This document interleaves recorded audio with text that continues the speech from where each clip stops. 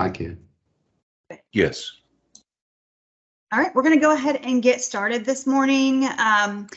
We will be recording this and we will post it to our website probably by the end of next week. We do have a lot of things going on, so it won't be today, but sometime next week we'll get this posted with the slides and everything so that you guys can refer back to this.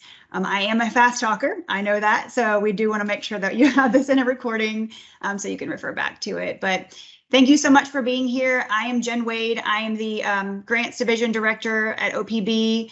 Today, we're going to walk you through grant writing and a little bit of the compliance aspect to help you all with your applications.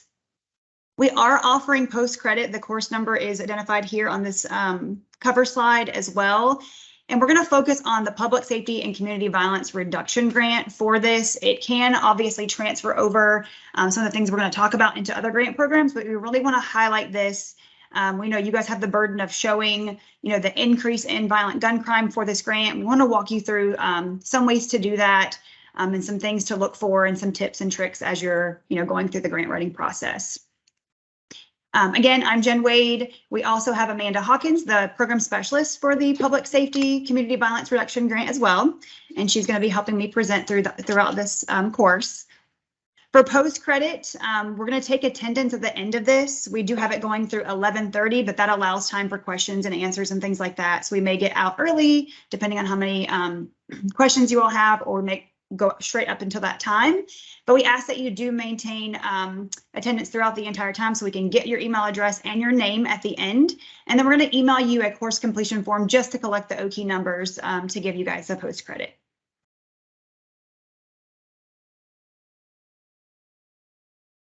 All right, so the first step in any type of grant writing process is just gathering the general requirements. Obtaining grant funding is just more than an idea, and then locating the funding source. That's obviously where it starts, but there's a lot more that goes into that. We want to make sure that you're showing that your entity is well managed, that it understands its purpose and uses the staff efficiently. That's where that capabilities and competencies comes into play. And a successful grant program really requires the entity to identify your long and short-term goals, priorities of the proposed project, and the capabilities and competencies of its staff and their procedures. In addition to gathering— Jennifer, can I interrupt for one moment? Yeah. I don't know if it's just my speaker, but your microphone is breaking up for me. I don't know if anybody else is having that problem. It doesn't look like it. Anybody else? Everybody else can hear me okay? If you'll put a thumbs up for me. It could be your bandwidth if it's cutting in and out. Mine does that sometimes too. So I actually had to switch when I present. I switched to a different Wi-Fi unit. Perfect. Okay, thank you. It's probably just me. Yes, sir. Yeah, and again, we'll have it recorded for you too. So we'll email the link out to you guys as well, so you have it. Alrighty. So again, in addition to gathering the requirements in the NOFO, we call it NOFO, Notice of Funding Opportunity, you guys should also be gathering policy requirements under the assistance listing, which is that CFDA number, to make sure that you guys can adhere to the federal requirements. A lot of times, you hear us talking about 2 CFR 200, and I know it sounds like a foreign language sometimes, but those are the federal policy, the uniform guidance that goes along with federal funding. And depending on the funding source, there's different applicable requirements there. So for instance, under the American Rescue Plan funding, which you guys are all applying for if you're applying for this grant, there are certain policy requirements that are applicable and some that don't. So it's really important that you're checking the website and also reading through those applicable federal requirements, because they are quite lengthy, making sure that if you have a legal department, they're also looking over those so you understand, what those requirements are. When you accept the grant and your terms and conditions, you're agreeing to comply with those terms and conditions, as well as those policies and regulations that they've outlined. It's our job as that pass-through entity at OPB to ensure that the federal assistance is used appropriately. So again, when you accept that grant award, you're also legally obligated to meet those federal standards in the areas of financial management, internal controls, auditing, and reporting.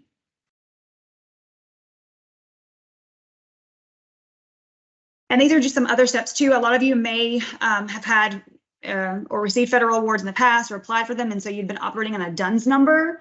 As of April, I believe 4th, the federal government switched over from a DUNS number, from that Duns and Bradstreet number, to a unique entity identifier in the SAM.gov portal.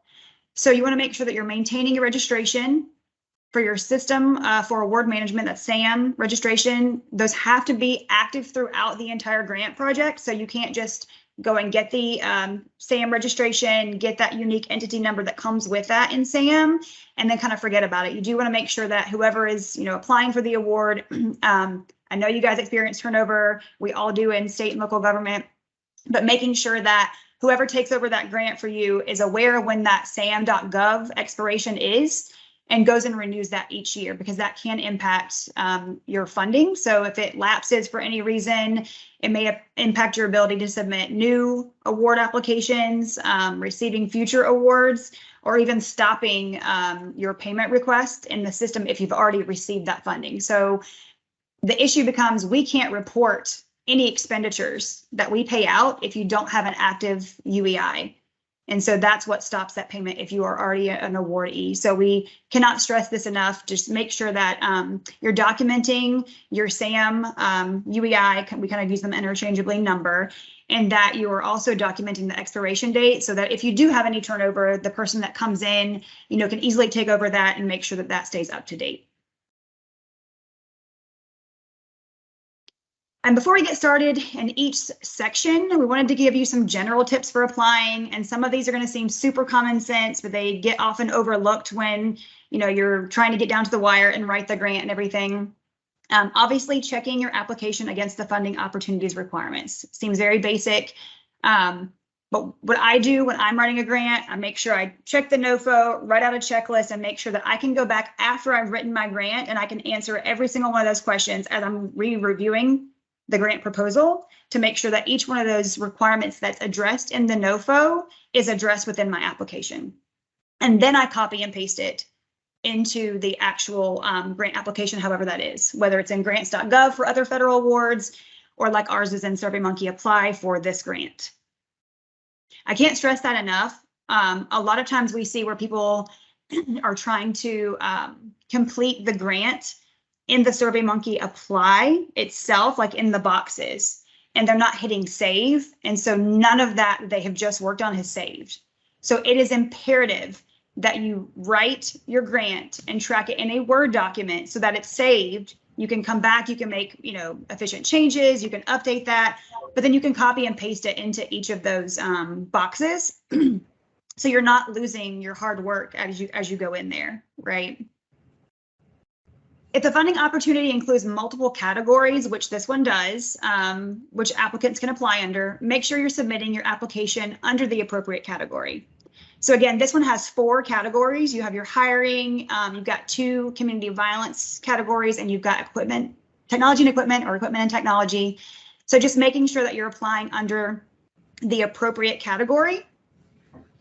And where NOFO say, for example, in this NOFO, if you can only apply for one category at a time, making sure you're not combining those, because one of those, if you're not applying for the appropriate category, is not going to be eligible. And we'd hate to see you lose an eligible application just because you combine them together and put them in the inappropriate category. Make sure that your grant proposal includes all requested documentation. All opportunities contain a set of required documents, but they also may request additional documents such as maps of the project area or design plans. Just making sure that you're looking in the attachment sections to be sure you have included all documents required for the funding opportunity. So again, for other federal grants, it may be a checklist. You may have to upload certain documents. For SurveyMonkey Apply, they're considered different tasks in the application. So making sure that all those task marks are clicked check. And for ours, the required documents, you can't proceed without them. That is not to say that you could just upload something in its place and then submit it, because it's not going to be deemed eligible if it doesn't have a required document that we need. So rather than putting a place marker in there, make sure you're uploading the actual completed document so that you don't accidentally submit something with, we see that a lot, where you might upload the budget narrative as a placeholder and then it's never completed. right? A lot of times we ask for timelines. In our Parks and Rec program, we ask for maps and aerial photos and things like that. And those are things that are considered within the application scoring. So just making sure that, again, if you're creating that checklist, that you check off every single item that you need to attach in the application tasks in SurveyMonkey Apply as well. So again, we're going to focus on the Public Safety Community Violence Reduction Grant. So again, we've outlined the components that you're going to need for this grant and the scoring criteria percentages for each individual category. Match funding is not required or scored in this application. You can have match, and we'll tell you a little bit about how to deal with match funding in your budget if you do have match to add to that.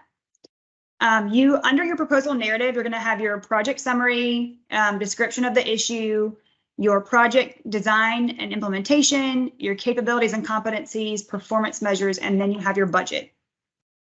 And Amanda's going to walk you through everything in your budget, but I certainly want to highlight here, your budget is your detailed budget worksheet as well as your budget narrative.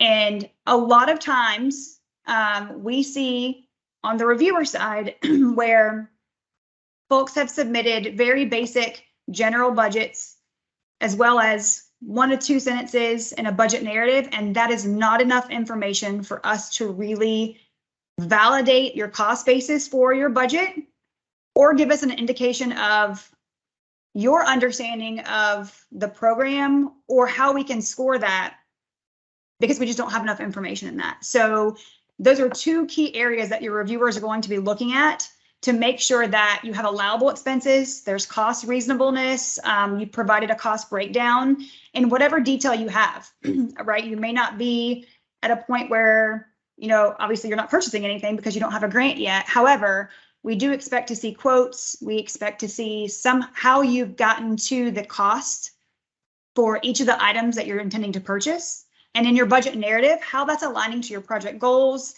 how you're going to use that item. It's helpful to also see what that item is, right? If you're using some sort of software, right? We ask that you present this to us as if we have no idea what it is. We're not going to take any offense to it. We want to make sure that it may be a software that we're not familiar with. And so you may have to do some explaining of what that software is and how it relates to your program goals of, responding to gun violence or allowing your law enforcement officers to efficiently or effectively respond to that in investigations, increasing case resolution, things like that. So that is really helpful. All right. So your project summary is where you're going to present the most important pieces of your proposal in as condensed as a way as possible. This is oftentimes what goes on OPB's website as your overall project description. So you're going to have to condense your summary usually to a word limit in the application. I believe ours is 400 or 500 words, which is not a lot. It's about a paragraph. The project summary should be basically a high-level overview of the project and respond to a couple of different questions, right? So what the purpose is of your project, the need you're addressing or the problem you're solving. So in this instance, depending on which category you're applying for, it's either a hiring issue, it could be the increase in gun violence or community violence, what the solution is, how you're responding to that with your solution, and just some general outcomes of your project and how you'll achieve them. And that sounds like a lot, and it is. So what I would suggest is write it all out. Write your project summary out. It's probably going to be a page. It might be half of a page. And then you take that and then you start condensing that into the most important sentences that you have within that page. And that's what you're going to make sure reaches that 400 word limit. It is very hard, especially when if you are a grant writer and you're used to just kind of getting it all on paper. I sometimes refer to it as Frankensteining things, right? So you just write and write and write, and then you scratch a whole lot, and then you're Frankensteining something into the project summary. That's my made up term for grant writing. How the applicant will assess or verify the success of the project, whatever those metrics are, and why your project's important, right? We all know that addressing gun violence is important, but you're going to be competing with a lot of applications that say this is really important, but why is it important to your target population, your citizens, your officers, your county, your city, whatever that may be. We want to hear the story behind that, right?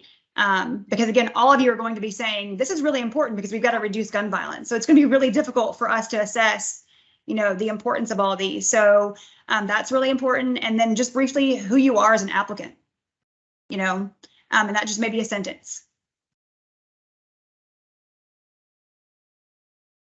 Any questions on project summary before I go?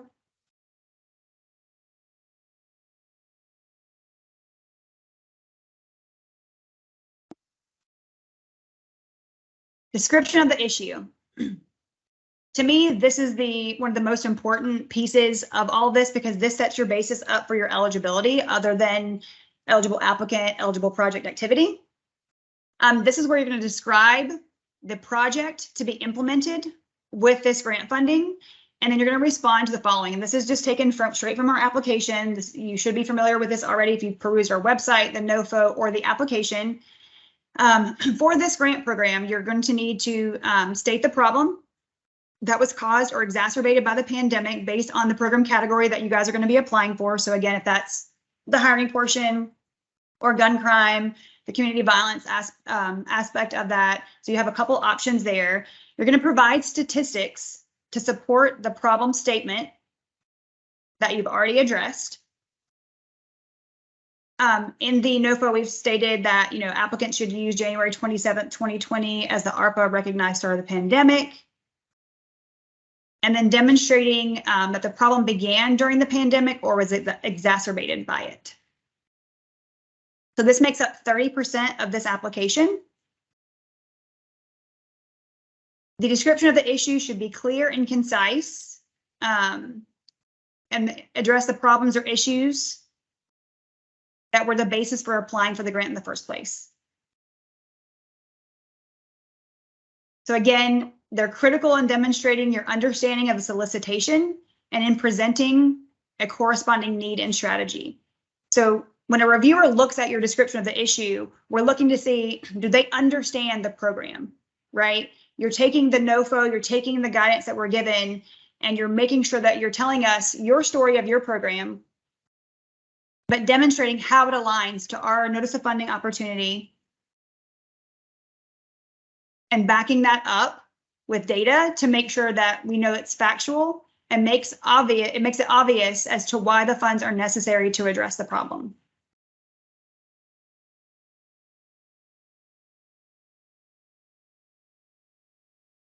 So going back to the data, generally accepted resources for citation include but are not limited to peer-reviewed journals, published data or reports.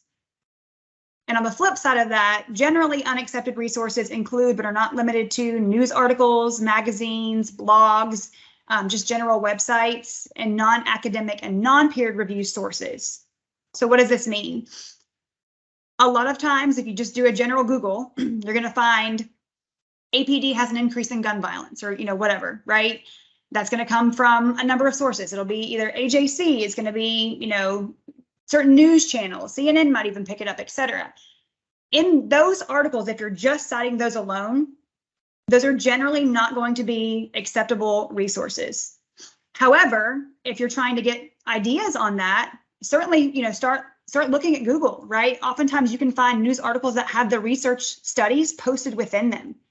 So what you're not citing is the CNN article or the AJC article that you found that in, but rather the study that was published, that was peer reviewed, or a database from the Department of Justice or FBI, et cetera. Those are the data sources that you're citing. So, and again, when you're citing that, make sure that you are going through the data to make sure you're using the data correctly, right? You might see a snippet in a news article that helps you get that idea that you're going to use. But then making sure you are clicking on the link to the data, looking at that, making sure it corresponds with what you're presenting, and that it corresponds to your demonstrated need, and that it's not just something that was, put out there in a news article that may have changed since then, et cetera. Hey, Jen, sorry to interrupt you, Yeah. but Tammy Selman is asking, what about utilizing an agency's internal data? You can absolutely use your own internal data. Absolutely. Yep. You guys have case management systems. If you want to pull from that, you can use that. If you want to bolster it with any of the other things that we're showing here, what I tend to do as a grant writer is I typically try to start it off with a trend, right? And again, we don't want you all to use the same thing, but using the Jen Wade grants writing, kind of looking at it at a higher level. So we know from the research published that in 2020, there was an increase in violent gun crime, right? And so I typically started off with like looking at it from a national perspective, and then looking at whatever the jurisdiction I'm writing for, looking at their internal data to see what it shows. And I'll show you in a second just a very, very basic example, a very short basic example of what that looks like.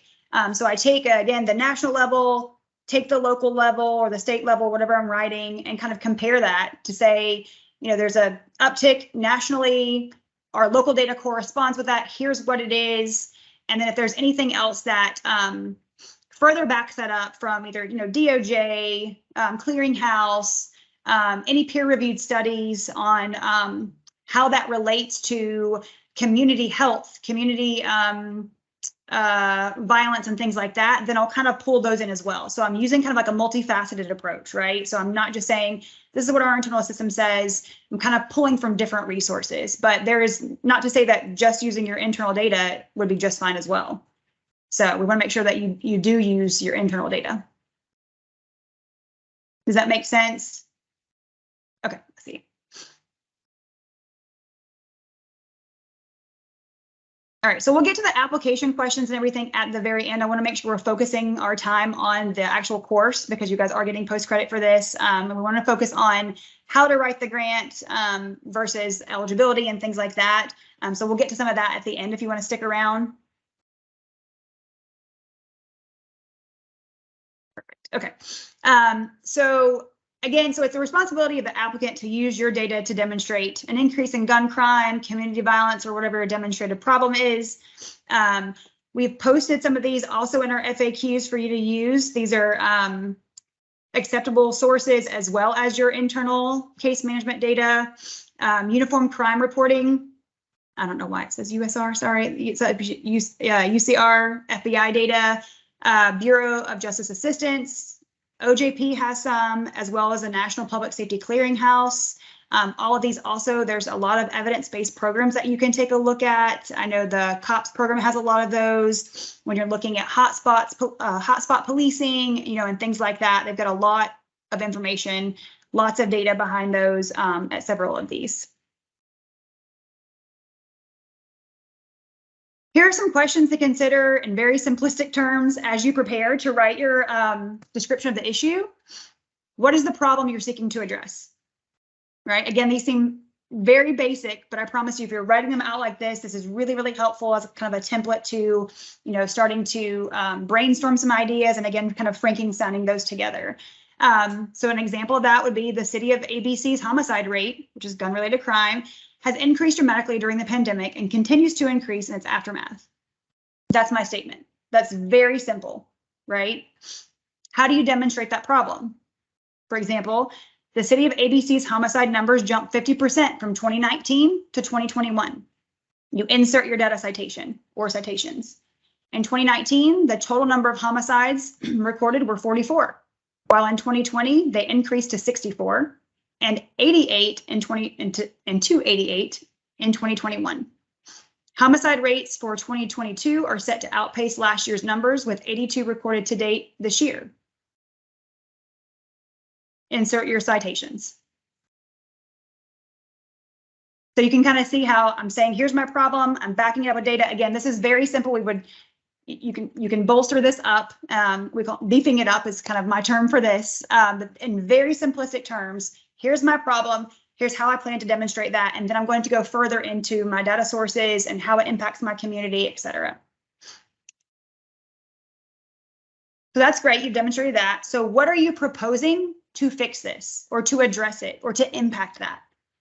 For example, to combat the increase in violent gun crime demonstrated by the increase in the city of ABC's homicide rate, ABC proposes a homicide unit equipment and technology program to invest in technology tools that improve efficiency in homicide investigations and increase clearance rates for cases that involve violent gun crime.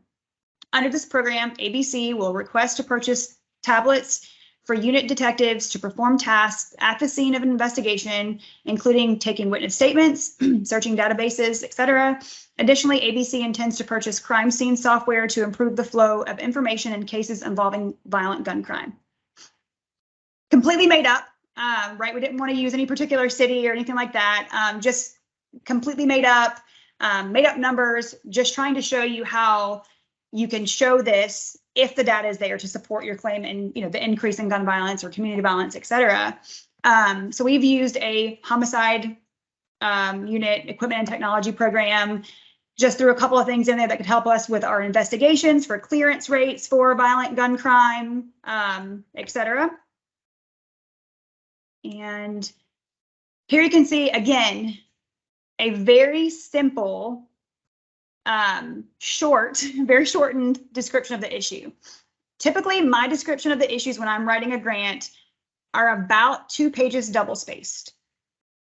And that is with the impact to the community, showing the need and how the problem impacts the community that I am writing about. The highlighted yellow is just an example of a couple little ways that you can quote unquote beef this up to show some of that. Again, we would expect a little bit more. I just wanted to give a shortened, easy version so you can kind of see how to start to piece these things together. So I'm just going to read through this. Again, the highlighted yellow is just some things that you can show the impact and things like that. ABC faced 2 public safety challenges during the pandemic and its aftermath. The first was the public health crisis caused by COVID-19. The other was the increase in gun violence and homicides. Both represent clear threats to the lives of ABCers. Insert the things I've already said. The gun violence and homicide spike represent the city of ABC's homicide rate, represent that it has increased dramatically during the pandemic and continues to increase in its aftermath. The city of ABC's homicide numbers jumped 50% from 2019 to 2021. In 2019, the total number of homicides recorded were 44, while in 2020 they increased to 64 and 88 in 2021. Homicide rates for 2022 are set to outpace last year's numbers, with 82 recorded to date this year.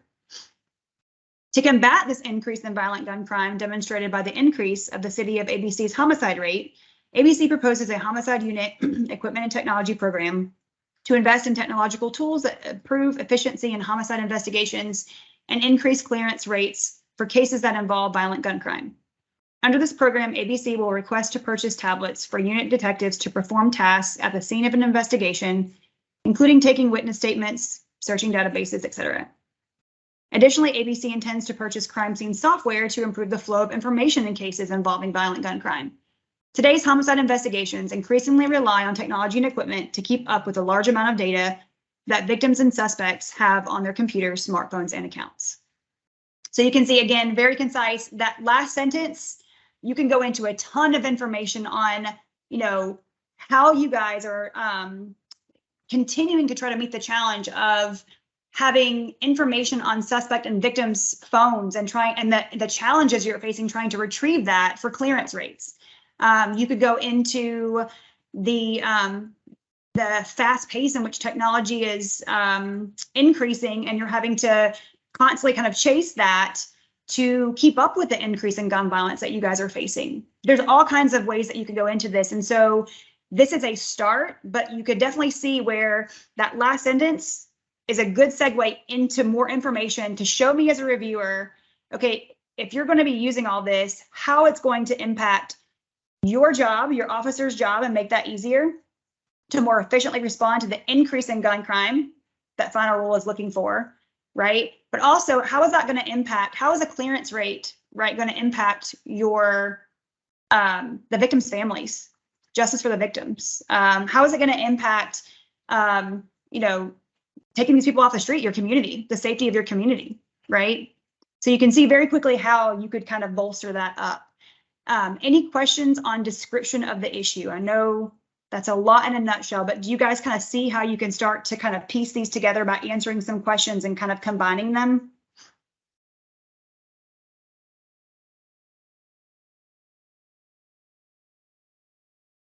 Any questions?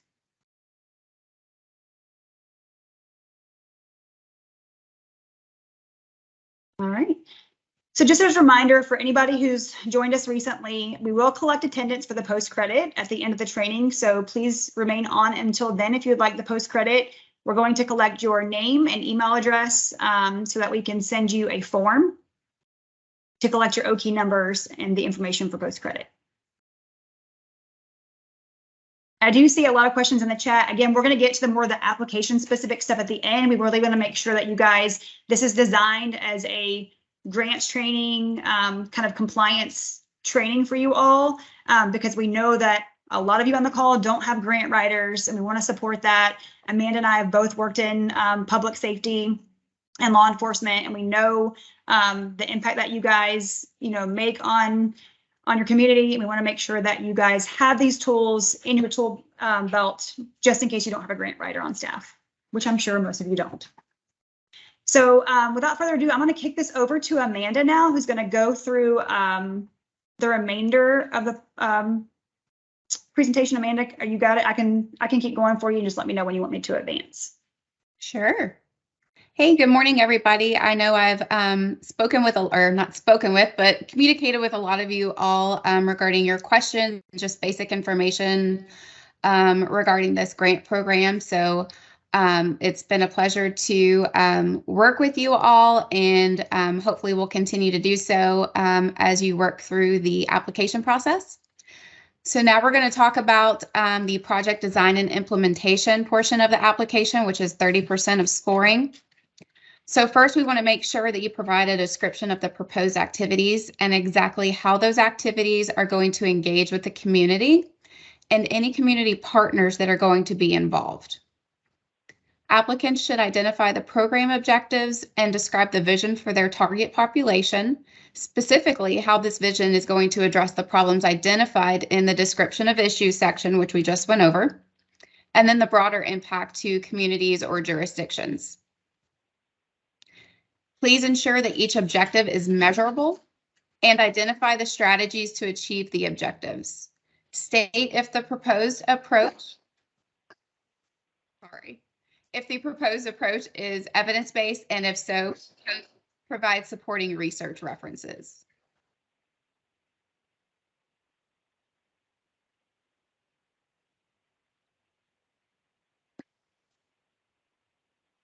Now that you've established a need for your project, you have to describe your project. So your project design and implementation section should outline the steps of your project from procurement plans to implementing the proposed solution. Grant proposal outcomes included in this section should be SMART.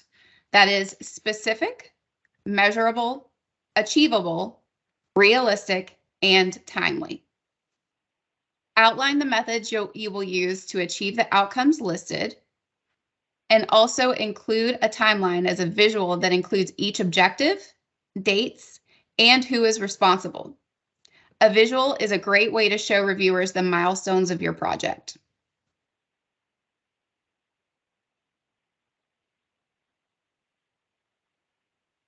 Capabilities and competencies. Applicants should demonstrate their capabilities to implement the project and the competencies of the staff assigned to the project to include the financial management of funding. The applicant should detail the level of support for the project as well as the expertise of the individual or individuals who will be responsible for managing this project. Applicants should also demonstrate their experience managing projects with federal funding, and this portion of the application is going to be 15% of overall scoring. Just a quick question about demonstrating that SMART component of those objectives. It does need to be in narrative form. We don't have an upload field for you. That way the reviewers can actually consider that in a narrative form. So yes, it does need to be narrative. You can just chart it out, in your actual narrative. All right, so some tips for capabilities and competencies. Be sure to show your organization's qualification. Consider including resumes to show additional qualifications. Highlight any previous project implementations. Highlight any previous experience managing federal awards. and also include capabilities and competencies of the subrecipient, which is the applicant, as well as any partners, contractors, or etc. And even though these may not have been bid out because you still have to follow 2 CFR 200 procurement guidelines, any partners that you've worked with previously, maybe intended, maybe a set of industry type partners, that way you can demonstrate, you know, an industry specifics, capabilities or competencies, etc. So performance measures, which is 10% of overall scoring. Applicants should describe the process for measuring project performance, identify who's going to collect the data, who is responsible for the performance measurement, and how the information is going to be used to guide and assess the program. Successful applicants will demonstrate understanding of performance data to be collected and reported. So this is kind of highlighted here. So again, successful applicants will demonstrate the understanding of this throughout their in their application. For each project goal, applicants should identify the criteria that will determine how and if the objectives have been successfully met, and one or more specific measurable outcomes and the data sources that will be used to determine whether the outcome was accomplished. One additional tip on this too, that performance data to be collected and reported links you to our compliance and reporting guide. Well, not ours, Treasury's compliance and reporting guide, which we use to then send out our reporting surveys for the data we collect from you all. So as a grant writer, I would go to that. I would make sure that I understand what is expected of me in reporting, and I would make sure that I demonstrate that by breaking every one of those data points out and identifying how I'm going to provide that data back to the grantee, right? To OPB, to whatever non-federal entity or federal entity that I'm applying for.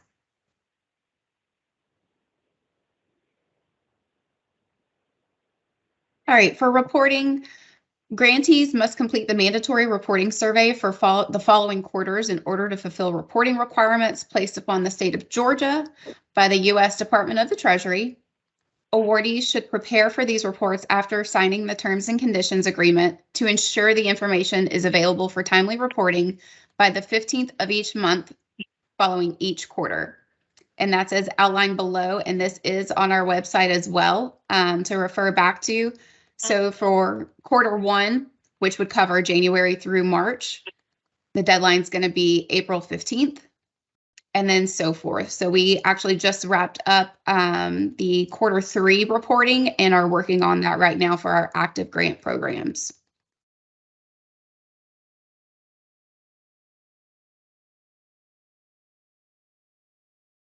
All right, it is the responsibility of the prime subrecipient to submit accurate and timely reports. Subrecipients who coordinate with a contractor or subawards for reporting should establish a regular reporting framework to ensure that the information is regularly available to the subrecipient for reporting purposes. It is crucial that your account contacts remain up to date to ensure that the reports are sent to the appropriate authorized representative. You can update any authorized users within the organization's profile in the Georgia Grants portal, or you can fill out an online form. Additionally, we encourage all subrecipients to work with your IT to whitelist OPB and Georgia Grant email addresses. Applicants should demonstrate their understanding of these requirements within the application, as well as their ability to comply. And the budget section. So this is going to be 15% of the overall scoring of the application. And once we kind of walk through just some general information, I'm actually going to walk through just a mock-up detailed budget worksheet so you can see what that's going to look like. So applicants should submit a budget that is complete, reasonable, cost-effective, and is an allowable use of the funding under the chosen category.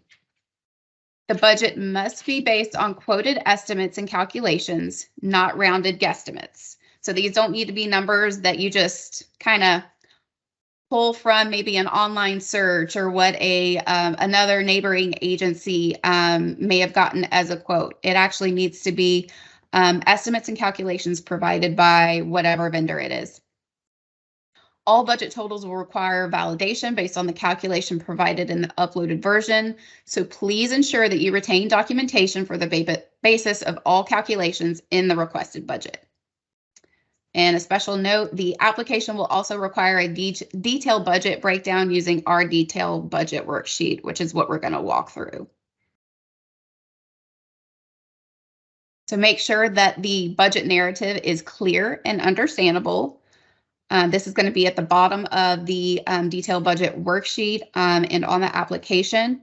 So just as Jen kind of noted in the beginning, we want more than just a sentence or two, because that's not going to be sufficient to detail and provide the amount of explanation needed for each of your items that are going to be on your budget. So the budget narrative serves as the explanation for your items you're requesting funding for in the budget detail worksheet. The budget narrative should be thorough and detailed, not just a couple of sentences. We want you to justify the need for each expenditure and provide granular detail. So there's no such thing as too much information here. Provide a breakdown or quote to show how you got to the requested total. And just an example at the bottom, if travel is in your budget, the travel should be mentioned in your project design and implementation.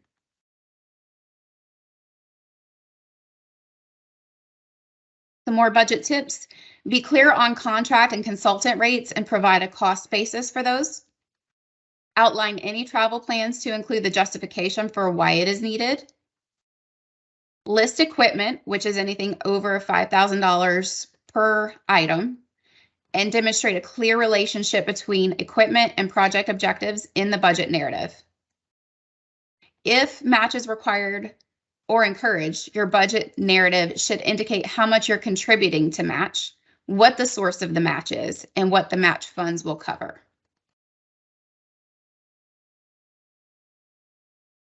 Depending on the grant program, additional documents may be required. Those could include a project timeline outlining grant-funded activities and expected completion dates, position descriptions of grant-funded staff, or signed certification forms. All right, I'm going to go ahead and share some information on the budget real quick.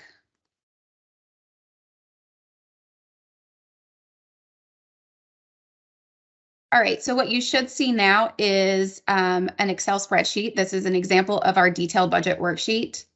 And again, this is just a kind of mock-up, kind of piggybacking off of some of the examples that Jen was giving earlier. So again, at the top, you're going to have your grantee name. So whatever your organization is, you would put that in the first line here. This next line is grant ID. And once you submit your application, that ID is going to be assigned to you. So you will have that. Submitted by is going to be your budget point of contact. So that person's name followed by their contact information. And we request a phone number and an email address. So we have multiple forms of reaching out to you if needed. The grant program name is on the next line. Program area is going to be ARPA, and then the budget year for that project. So once we scroll down, it's got instructions. There's also a detailed instruction sheet that accompanies this on our website as well. But it breaks it down into the different categories that are allowed for this program. So this mock-up that we did is going to be specifically for equipment and technology. So my personnel section is going to be completely blank because there's none of those funds requested under this project. Same with Fringe. No travel, but there is the section there for travel to itemize those items out as well. Mileage would go under travel. So now we're going to get to equipment and supplies. So again, equipment's going to be any items that are going to be at least $5,000 per unit.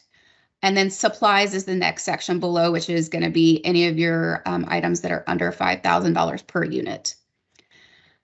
So just to show here, we have one item listed here under equipment, which would be spot shot or gunshot detection platform, the cost per unit here. and then the number of items would just be 1, and then the name of the vendor. And then the total cost over here is going to automatically calculate for you. You don't have to manipulate that at all. So just based on the cost per unit, the number of items, it's going to automatically calculate that total for you. So if I continue to scroll down to the supplies section, we have more items listed out here under supplies.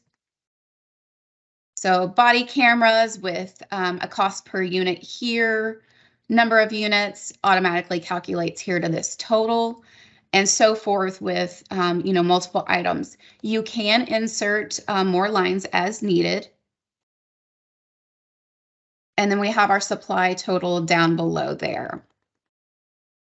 Okay, the next section is going to be contracts, consultants, subawards.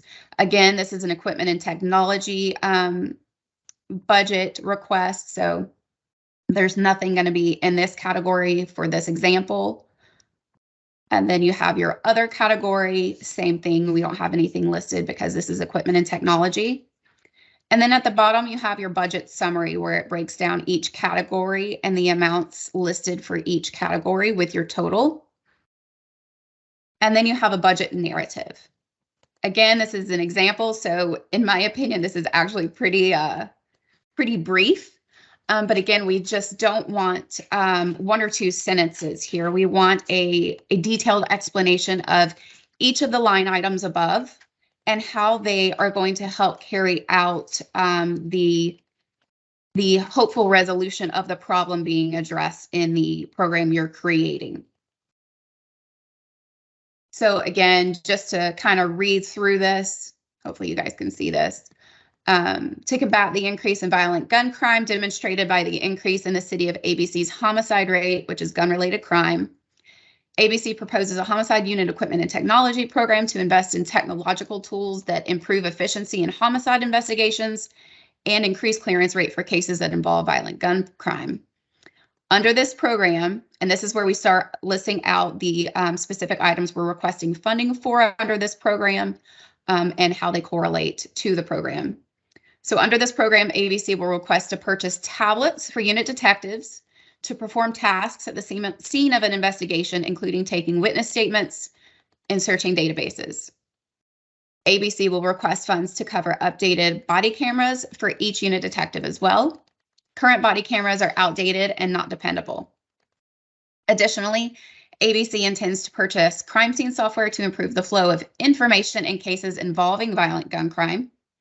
The 2 software systems included in ABC's request for funding are for Digital Stakeout and GrayKey. Digital Stakeout is well known for being a top digital intelligence software, which will assist in possible prevention of crime as well as clearance rates. GrayKey is a top digital forensic software system, which will allow ABC's detectives to obtain more detailed and productive extractions of digital devices and media obtained throughout investigations. And I'm not going to read the rest of it, but you see how each itemized equipment or supply that was listed above in the budget, it has an explanation here of how it's actually tying into the program and attempting to circle back to the problem we're trying to resolve. So again, there's no such thing as too much information here. We want to be able to understand, or our reviewers want to be able to understand exactly how the funds you're requesting are going to be used for each of these line items and how each of those line items are going to tie back to the program and the problem we're trying. And we do want to see quotes or invoices for each of these line items. So again, just some mock-ups here that we have for each of these items. So we want to see the pricing that's provided and how it's going to tie back to the costs that are outlined in the budget. Just one brief note too, we do understand that quotes expire, every 30 days and things like that. This again is just to get the cost basis. So if you were to put in, I don't know, $5,000 for one item and you go back to get the updated quote from the vendor that you're about to actually, purchase the product or, whatever it is after procurement has been done on it to align to 2 CFR 200. always that caveat, then you would just, if that comes back at a higher price, you have the ability to adjust your budgets later. So don't feel like you're, pigeonholed into, one number and you can't purchase that. It is, again, just to collect the cost basis, and you have flexibility in doing budget amendments to, accommodate for that.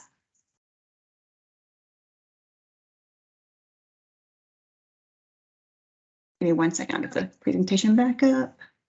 Thank you. Mm-hmm.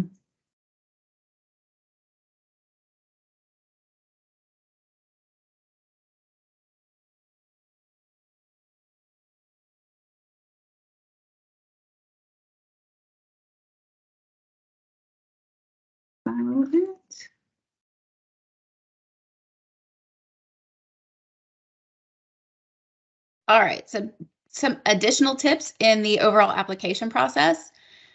So before submitting your application, ask some peers to review it for accuracy, tone, and clarity, and check your spelling and grammar. It's great to have somebody outside of who's actually doing the actual writing and composition of the application to look at it, because if you've been sitting there working on it for days, hours, weeks, whatever, your mind's already going to know what you mean and may not catch some errors or just some things that another set of eyes or another couple set of eyes are going to catch. So that's a great way just to make it a little bit better. Keep your sentences concise. Use simple versus complex sentences when you can. The narrative should tie into the purpose, goals, and objectives of the funding opportunity. And then don't copy and paste the language in the program criteria or the NOFO or final rule. Instead, we want you to demonstrate your understanding by describing the project that aligns to the eligible activity and the program categories. Perfect. Thank you, Amanda. I would also just highlight too that while we ask that you don't, copy the NOFO or the final rule, we're really looking for you to express your project rather than, just trying to regurgitate what we're looking for in a so to speak. Even the stuff we provided today for you. Again, they're just examples, shortened examples, not very bolstered examples, and not something that would be very thorough, even just, again, providing those examples. So please don't paraphrase kind of how we have demonstrated it either. It's completely made up data just to try to provide you guys with some resources and some verbiage so you can kind of see how to do that. I'm going to go over to the questions, and I'm going to start with the questions on how to write the grant, the compliance, how to demonstrate compliance of the grant, et cetera, before we get to the actual applications, because this was meant, again, for training for grant writing. So I'm just going to go back to the chat real quick, and then I'll open it up back to the top.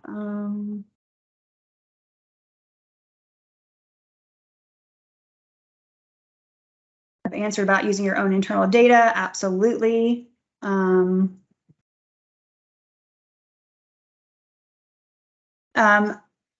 This is an application question. I'll go ahead and go through this one. So can an applicant submit 2 equipment applications, one for PD and the second one for sheriff? Yes. So to make sure you can, to get the maximum award on that, you certainly want to make sure that you're separating them for the PD and sheriff, unless you're going to kind of combine them. But just to make it work more in the implementation, I think it makes more sense even to separate those.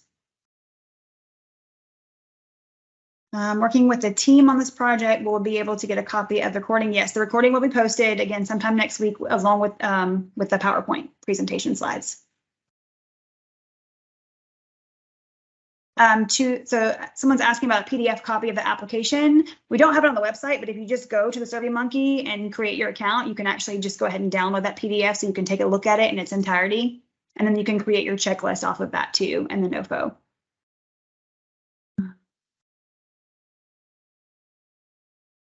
We are an SO consisting of detention officers and deputy sheriffs. Can the costs associated with the regaining our detention officer levels pre-pandemic be considered? So back in the NOFO, and I'm trying to remember exactly how it's stated, it's based off of positions that existed, I believe, on January 27th, 2020, that were eliminated or vacant as of March something of 2021, March 3rd, I think, which is the beginning of ARPA.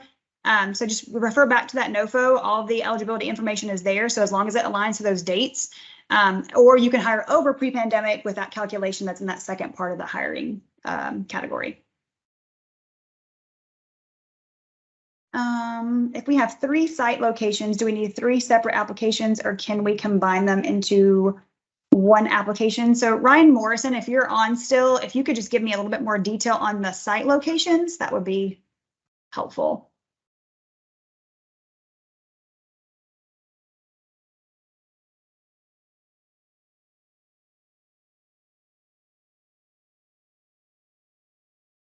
Okay, he might have to still be on. So I'm going to try to answer this, assuming a couple of things.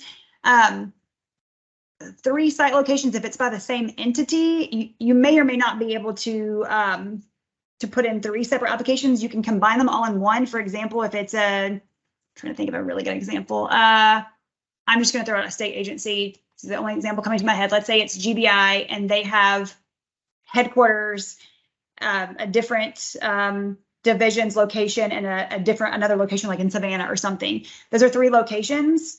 That would be technically one application because it's GBI. So they could do it that way. You could potentially put in 3 different applications, but I would have to, again, get some more information because I would need to know the scope and what you're requesting. It may be that the scopes are different, so you would need to put them in 3 different applications. So I would just need a little bit more information, but it sounds like as the main entity with 3 different locations, you would combine them all into one. It looks like Haley Landis had the same question. Haley, do you want to provide us with some more information so we can try to answer that for you? Yeah, sure. So I'm with Clayton County Fire, and we're working with the Board of Commissioners for Clayton County on doing the grant related to improving neighborhood outcomes in disproportionately impacted communities. And so with that, we have 3 different park sites that are in 3 different commissioners' locations. So we wanted to know if we can put them all in the same application, but still get, each entity gets the, $1.5 million or whatever it is. I'd have to look back at the grant. Like if we put it in one application, can we just triple that amount? So, okay, so that's a completely different grant. So this grant would really focus on that public safety one, but certainly all of this still can transfer over to that with that exception. So if you have 3 different sites, you're going to max out. Your cap is per project. So you're better served putting in 3 different ones. You may not get funded for all 3 of them, but you cannot increase the amount. The threshold cannot go over the cap per project. Okay, so each project, like each application is the per cap price. Correct. So if you look award. at the FAQs, it'll be based on the project. So yes, so that each one would have their own cap. Okay, awesome. Thank you.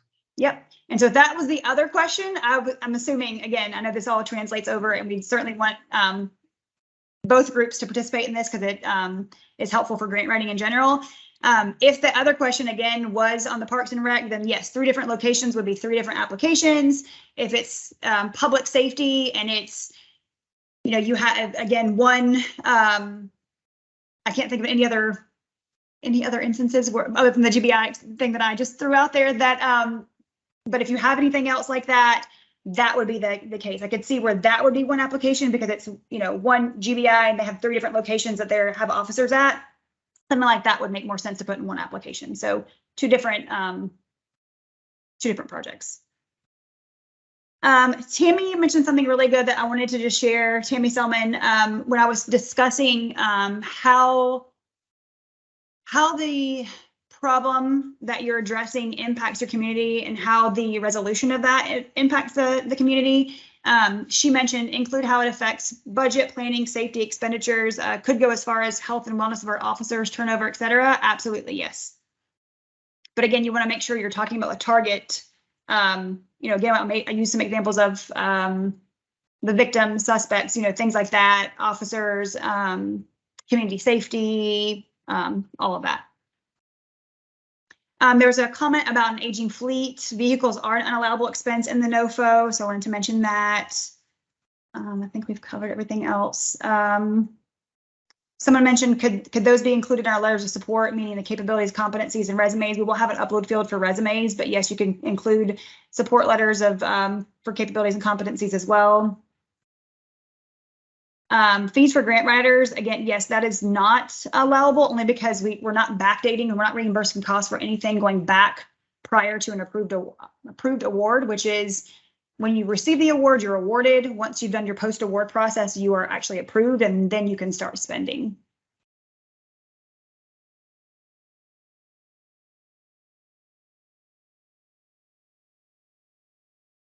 Could we include fees for a grant manager?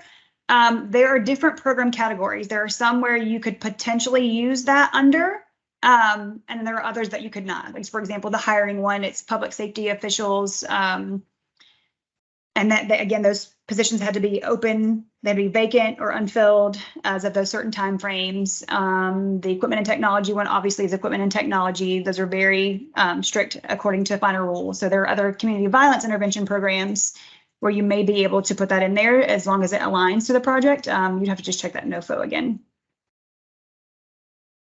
Carol Roberts has a question. We will be requesting staff funding for category 1. Although I know the application is the same for all categories, it seems that our sections will be much different than the sections would be if we were applying in a different category. Is that a fair statement?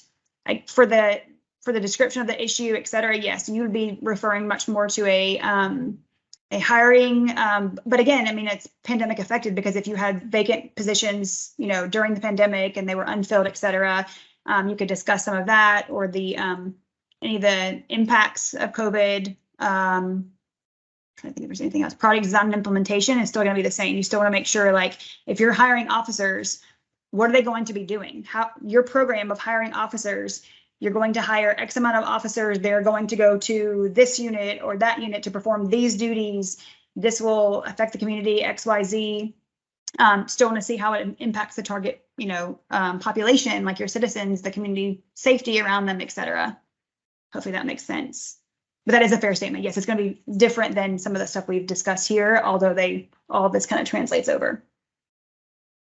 Any chance this will be posted by Wednesday morning of next week? I will not promise, but I will certainly try.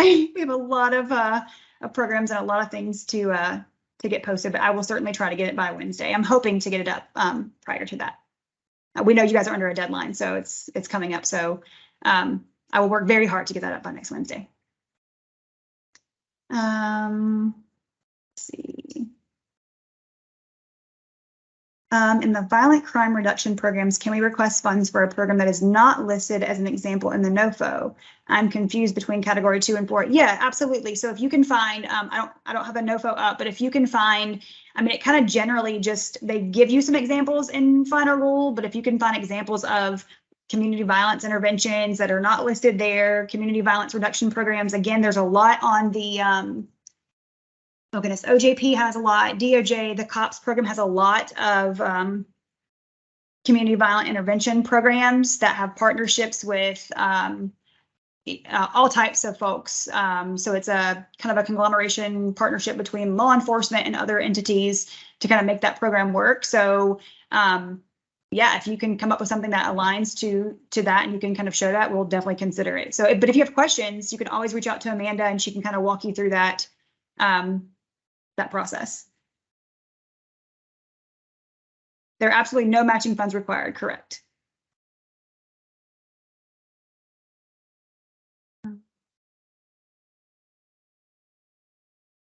There are no bonus points for matching funds, correct?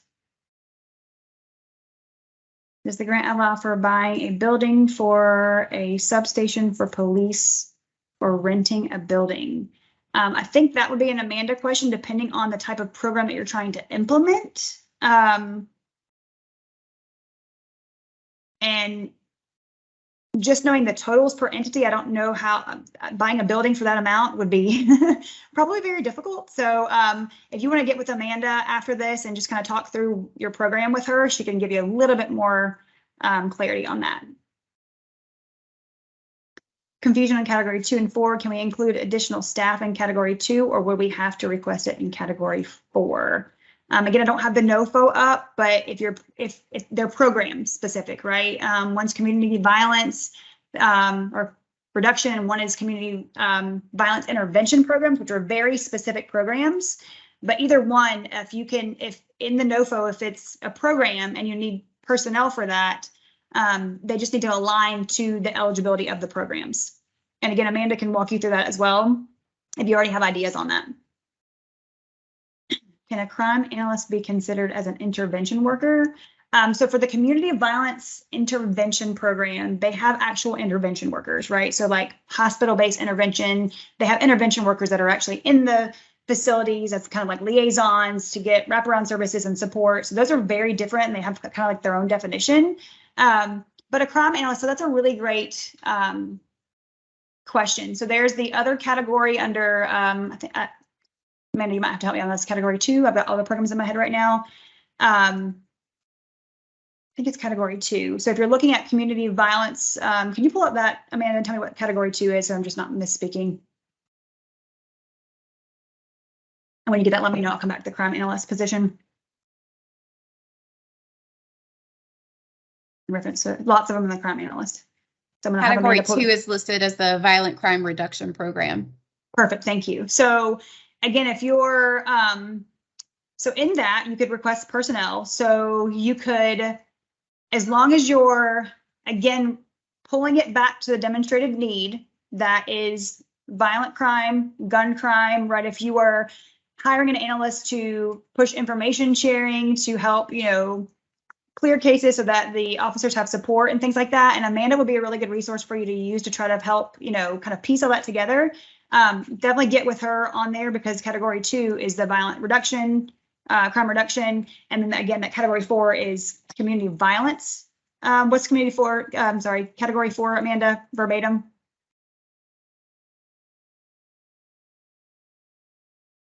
Community violence intervention program. Thank you. So that is a very specific program. And again, COPS has a lot of those on there about how you can plug in law enforcement to those and work with external partners to achieve those. So just very different. So it wouldn't be an intervention worker.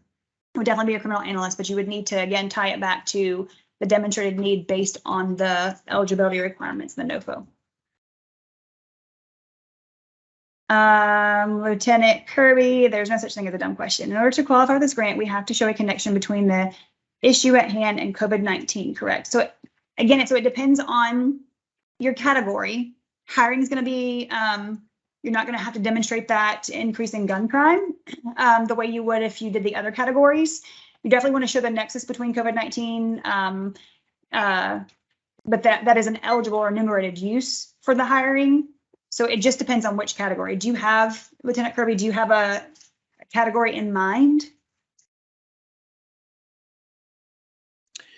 Yeah, so we're trying to reduce the number of weapons in our local school system. So we're looking at purchasing equipment to do that. I don't know that the increase in guns in the school, we have seen that, but I don't know that it's related to COVID-19. We're just seeing an increase in weapons in the school system. So for that, you would need to demonstrate that it was an increase, during COVID-19 caused or exacerbated by that. And it could, and there's a lot, there is still a lot of research, and I cannot remember where. Amanda can also help you with that too. There is pointed research that is peer reviewed on like mental health and gun crime in schools. I cannot remember it off the top of my head. There's some research out there that you might want to tap into to see if there's anything that demonstrates that for you all. That would be something you could look into. But yeah, you would definitely need to make sure that it corresponds to COVID-19. Otherwise, it would not be eligible. Okay, thank you. I'll do some more research.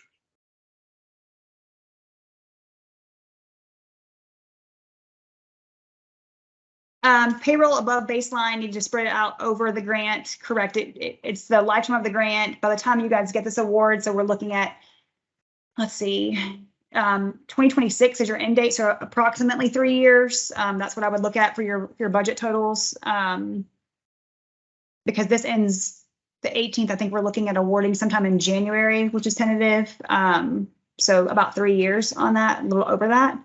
You would have until October 31st of 2026 to spend those, and it would not exceed that 1.5 million, correct?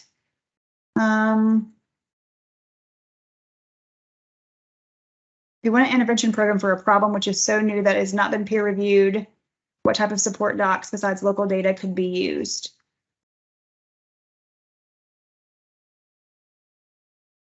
So you want to show it that it's evidence-based. I think if you could give us more information about what you have and what that program is, Amanda can kind of help guide you a little bit. Because if you're doing a community violence intervention program, they do focus on evidence-based interventions. So I would get with her on that.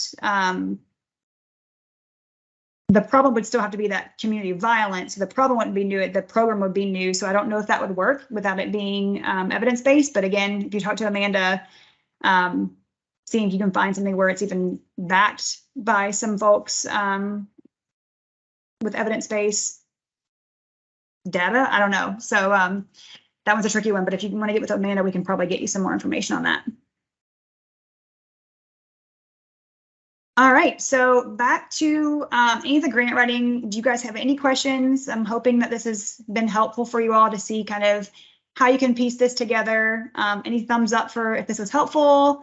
I know it's kind of daunting. All right, I see some on-camera thumbs up. That's great. That was really great. We know you guys are dealing with limited resources when it comes to this, so we're trying to be as helpful as we can without telling you how to write the grants, right? So we're looking really forward to seeing what you guys have. Keep in mind, there's not enough money to fund every single great program out there, so we know that, and that is the downside to this, but we're really looking forward to pushing out some really good programs, helping you guys get funding and seeing what you guys apply with.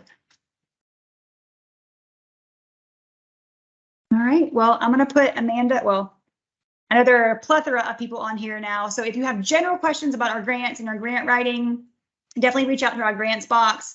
We have a For Grantees webpage that I can't say enough about. All of our important documents are there.